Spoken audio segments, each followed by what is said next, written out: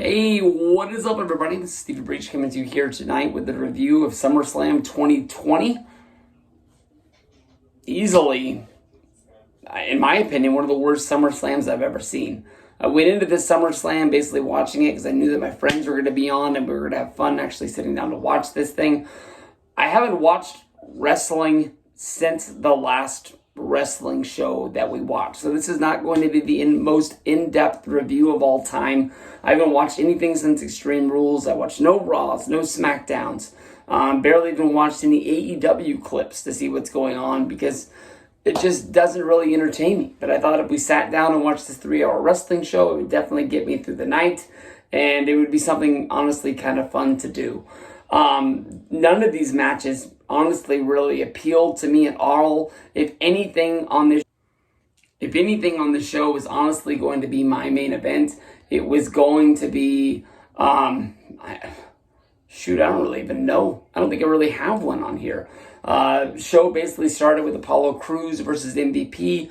MVP's crew was banned from ringside. Apollo Crews was able to get the win on MVP, but then they came down to basically not let the match start. They came down once the match ended. I apologize. We did not get Cedric Alexander. We're going to have to sort of prolong that storyline to see if he actually becomes a part of it. But Apollo Crews beat MVP on the pre-show to keep his United States Championship. We had Bayley have a match with Asuka. This was Asuka's one of 2 matches on the show, going after both champions. And Bayley was able actually to beat Asuka. When Asuka got tangled up in the ropes going after Sasha Banks, Bayley came back over to roll up Asuka to keep the championship. As soon as the match was done, I thought we were going to go right into the Sasha Banks match.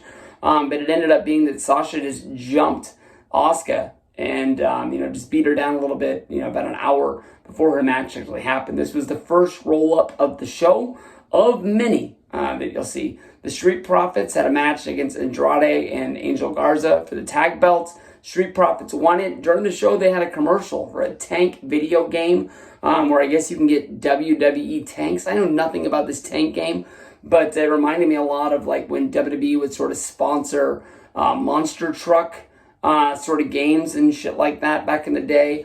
And like the games where like you could hit a ball into a goal like you were playing soccer or Crazy Taxi. They were just selling the rights. Just put our shit in your game and just give us money. But that's about it. You can get an Undertaker tank, a Stone Cold Steve Austin tank. I want to play some tanks. Mandy Rose and Sonya Deville. We all know why this is a big match going on in WWE as of right now. Changed from a haircut match to a loser leave town match.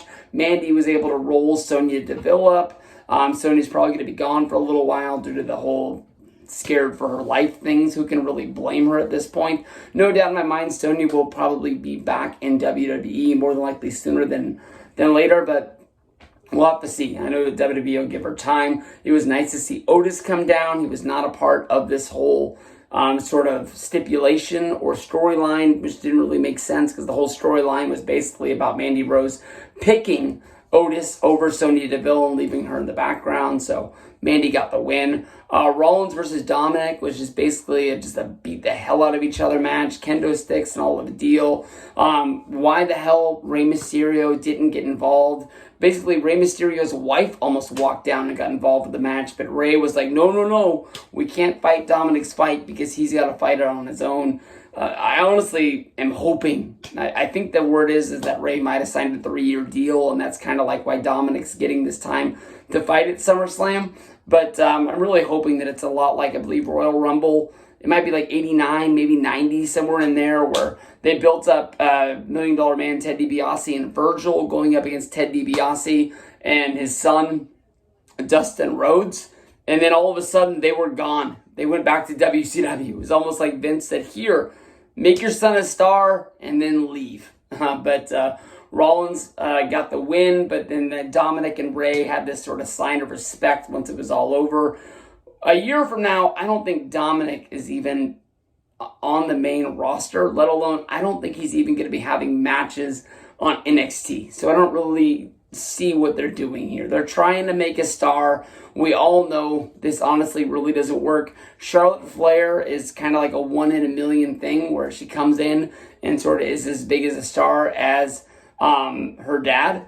But so many times we see this fail, whether if it was David Flair or shoot, there's been others. That's the one that really comes to my mind. Most people think is David Flair is one of the biggest, father handing his son a job and just not getting it done.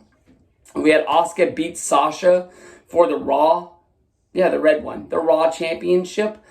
Basically, in this one, Becky and Asuka got tangled up in the ropes, but this time Asuka was able to fight free, and then she was able to roll up Sasha. And you can definitely see that Sasha was really jealous that, she helped Becky, but Becky wasn't able why am I calling her Becky and not Bayley? I apologize.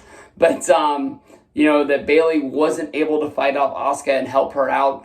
You could definitely see Sasha sort of giving the eyes to Bayley, and more than likely, I think that this is going to be a three-way on that next pay-per-view as well. Asuka versus Sasha versus Bayley. Then we'll go to Drew McIntyre versus Orton. This is the match that, honestly, if you watch the live sort of feed that we had watching the show, I closed my eyes because I was that damn tired, and I wanted to make it look like I was falling asleep. If I wanted to, I could have fallen asleep during this match.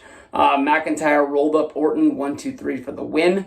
Strowman and Wyatt, basically in this match, the Fiend went out, got his trusty toolbox that we saw at Hell in the Cell against Rollins. Strowman used it to cut up the ring using the wood sort of for them to fight on, and Bray Wyatt used that as advantage, basically to get the win over Strowman.